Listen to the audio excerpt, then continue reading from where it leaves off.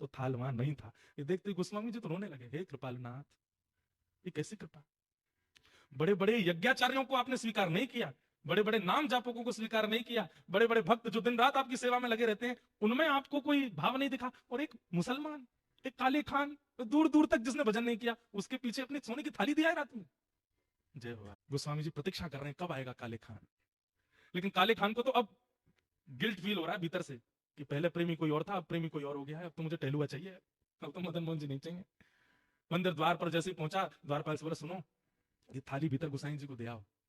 थाली तेरे पास कैसे आई? बोले कि उनको बोल देना रात में उन्होंने भिजवाई थी मेरे लिए टहलुआ के द्वारा। बोले कौन टहलुआ? अरे जो रात में मंदिर में रहता। बोले मैं ही तो रहता हूँ रात में मंदिर में, मैं ही टहलुआ हूँ। बोले तुम नहीं, उस सुंदर वाला टहलुआ। बोले अच्छा तो मैं कुरूप हूँ?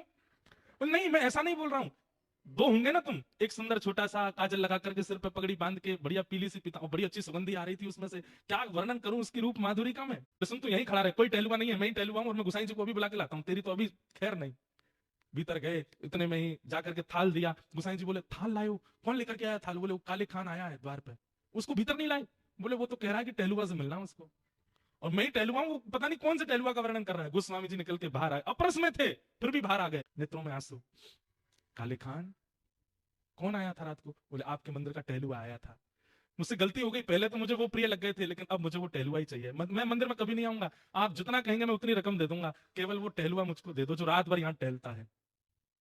ऐसे कटाक्ष नेत्र थे उसके, ऐसी सुंदर सी नासिका थी, ऐसी मधुर मुस्कान थी, ऐसी सुंदर उसने पगड़ी पहन रखी थी, और उसमें से ऐसी अद्भुत सुगंधी आ रही थी। हे गोस्वामी जी मैं आपके आगे हाथ जोड़ के कह रहा हूं, अगर दे नहीं सकते तो जैसे दर्शनार्थियों के लिए नियम है कि सुबह इतने बजे आओ, दर्शन होते हैं मदन मोहन जी के, सबको मदन मोहन जी के दर्शन कराओ, मुझे वो टहलुआ के दर्शन करा दिया करो बस। स्वामी जी बोले हाथ पकड़ो हमारा।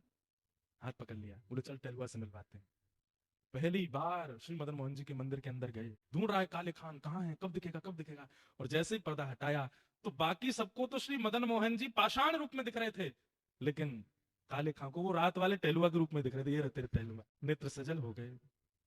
वो सजल होकर के बस उसी दिन मदन मोहन जी के श्री चरणों को प्रणाम किया। बोले स्वयं ठाकुर जी टहलुआ बन के आए मेरे घर पे, इतना श्रम किया और जीवन भर के लिए श्री मदन मोहन जी के दास बन गए। कौन? काले खान। काले खान की कुछ रचनाएं हैं, ये रचना आज भी वहां गाई जाती है ठाकुर जी की आरती के बाद। आहा।